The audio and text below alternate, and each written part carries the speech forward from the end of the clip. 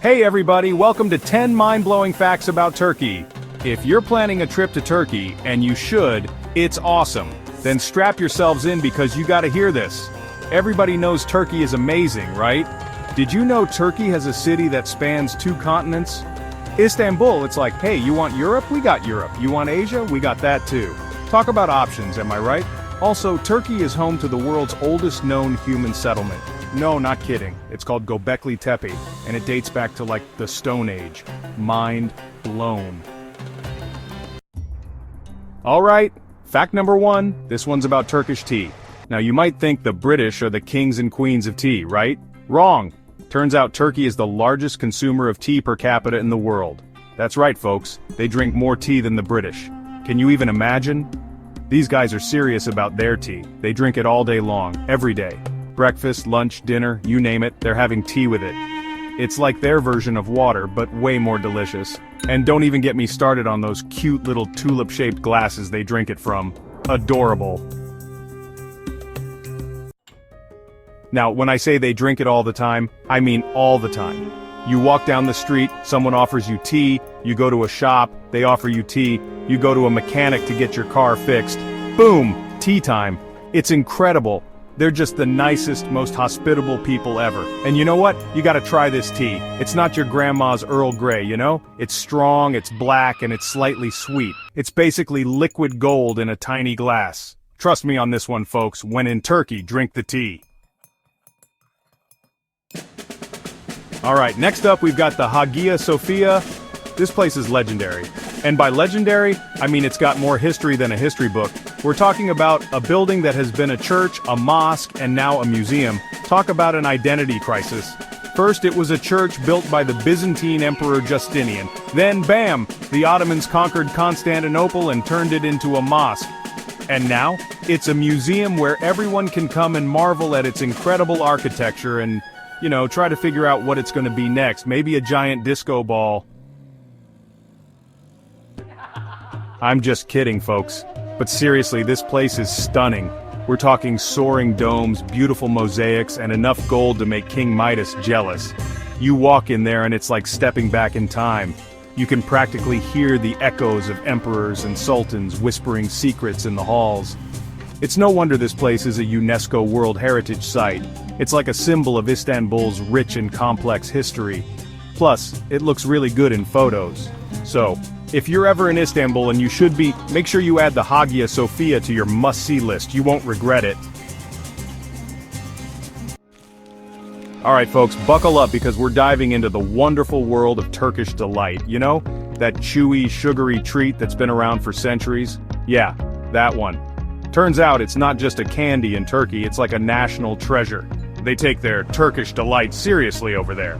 Forget your basic rosewater flavor, we're talking pistachio, lemon, hazelnut, you name it. They've got Turkish delight flavors you've never even dreamed of. And the best part? It's totally acceptable to eat Turkish delight for breakfast, lunch, and dinner in Turkey. Okay, maybe not acceptable, but nobody's gonna judge you. Trust me, I've been there. So next time you're feeling adventurous, skip the gummy bears and grab yourself some Turkish delight. Your taste buds will thank you. Now I know what you're thinking. Turkish delight? Isn't that what the White Witch used to tempt Edmund in Narnia? And yeah, you're right. But don't let that scare you off. Turkish delight is way too delicious to be associated with any kind of evil witch. It's like blaming chocolate for a bad breakup. Totally unfair. Plus, Turkish delight is way more fun to say than Turkish delight. Try it with me. Turkish delight. See? Instant mood booster. So let's give Turkish delight the respect it deserves. It's a cultural icon, a taste sensation, and definitely not a tool for evil witches. Unless you count my grandma, she can get a little crazy with the Turkish delight at Christmas. Okay, cat lovers, this one's for you. Did you know that Istanbul is basically a giant playground for cats? Seriously, they're everywhere.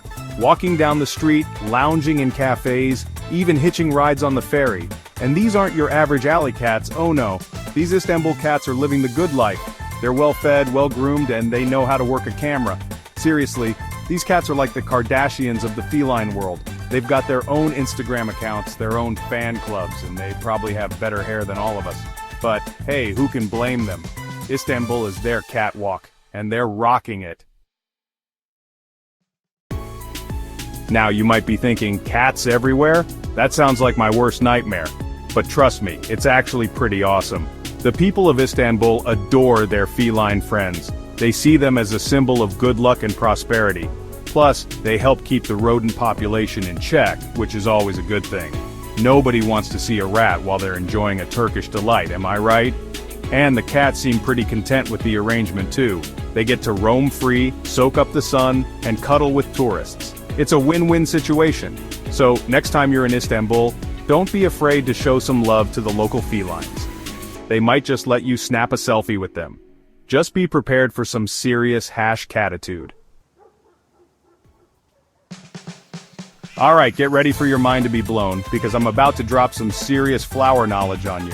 You ready for this? Tulips? Not Dutch. Nope, they're Turkish. Yeah, you heard that right. Those iconic, colorful flowers that everyone associates with the Netherlands? They actually originated in Turkey. I know, it's a lot to process. It's like finding out pizza isn't actually Italian. But it's true. Tulips were first cultivated in the Ottoman Empire centuries ago. They were so beloved by the sultans that they even had special gardens created just for tulips. Talk about flower power. So how did tulips go from being the pride of the Ottoman Empire to the national flower of the Netherlands? Well, it's a bit of a long story, but basically some tulip bulbs made their way to Europe in the 16th century. And let's just say, people went a little crazy for them. Tulips became a symbol of wealth and status, and everyone wanted a piece of the action. Prices for tulip bulbs skyrocketed, leading to what's now known as tulip mania. It was basically the first recorded economic bubble, and just like that, tulips became synonymous with the Netherlands. But let's not forget their true origins, people. Next time you see a beautiful tulip, remember it all started in Turkey, and maybe send a little thank you note to the Ottoman Empire while you're at it. Buckle up, folks. We're about to get dizzy. The whirling dervishes of Turkey take meditation to a whole new level. It's like watching a human top that keeps going. This is a deeply spiritual practice called sema.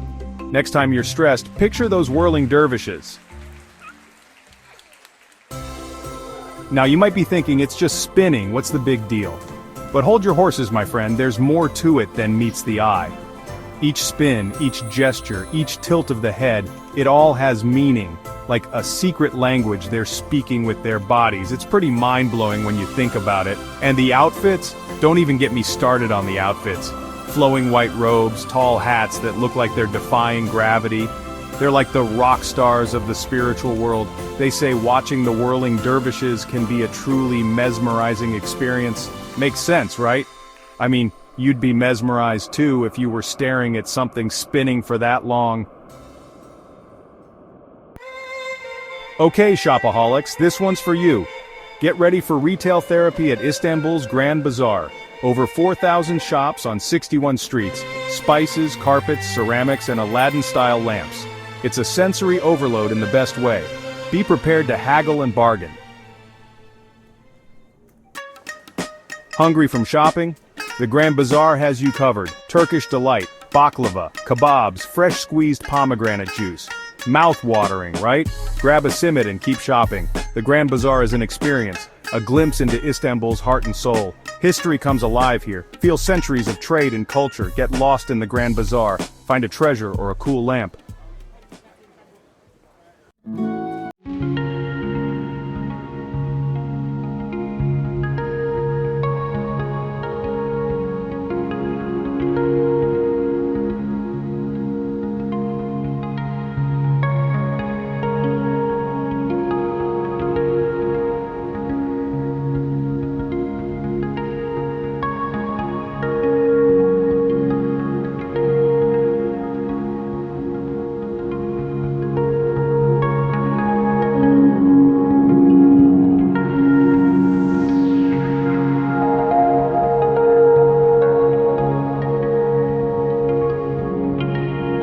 We'll go to the Turkish baths to chat, gossip, and catch up with friends.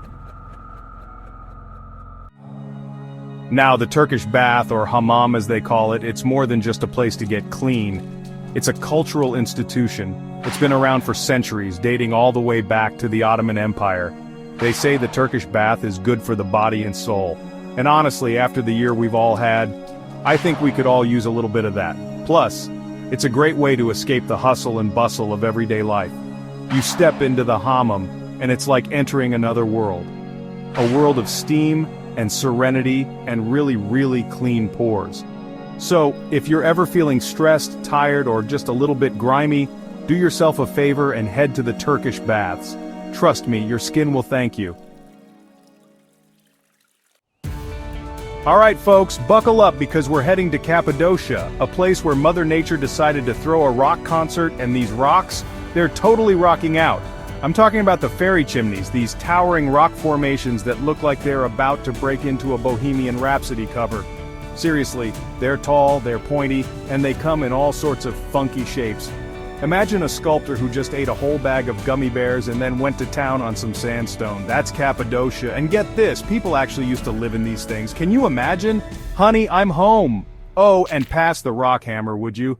This doorway is giving me trouble again. They carved out homes, churches, even underground cities inside these chimneys. Now if you really want to see these bad boys in all their glory, you gotta take to the skies. We're talking hot air balloons, baby. Picture this, you're floating gently over a landscape that looks like Mars met the Flintstones. The sun is rising, painting the sky in all these crazy colors, and you're sipping coffee, probably Turkish coffee because, well, you're in Turkey. It's like something out of a dream, or maybe a Pink Floyd album cover. People come from all over the world just to experience this, and I gotta say it looks totally worth the hype. So, if you're ever in Turkey and you're feeling adventurous, head over to Cappadocia, hop in a hot air balloon, and prepare to have your mind blown by some seriously groovy geology. Okay folks, let's talk carpets. No, not the kind your grandma has with the plastic cover on it. I'm talking about Turkish carpets, the real deal, the kind that could make your living room look like a sultan's palace. These aren't just rugs, people, these are works of art. Each one is handmade with love, tradition, and probably a whole lot of patience. Because seriously, have you seen the detail on these things? It's insane! They've got patterns and colors that'll make your head spin faster than a whirling dervish. And the craftsmanship? Forget about it. These carpets are so tightly woven they could probably survive a nuclear blast. Now here's the catch. These beauties don't come cheap. We're talking serious dough, folks. Like, you might need to sell your car kind of money. But hey, think of it as an investment. A Turkish carpet is like a fine wine. It just gets better with age. Plus, it'll give your home that exotic, worldly vibe that says, yeah, I've been to Turkey, I rode a camel, I haggled in the Grand Bazaar. I'm a sophisticated individual. Of course, you could always just admire them from afar. But if you've got the cash to spare, a Turkish carpet is one souvenir you'll definitely never regret buying. Unless you spill grape juice on it, then you'll definitely regret it. Well folks, there you have it. 10 mind-blowing facts about Turkey that'll make you the most interesting person at your next Zoom party. You're now basically an expert on Turkish tea, cats, carpets, and those crazy rock formations that look like something out of a Dr. Seuss book. I hope you found this overview of the most crazy facts about Turkey useful, and that it will help you in having a safe and wonderful stay in this country.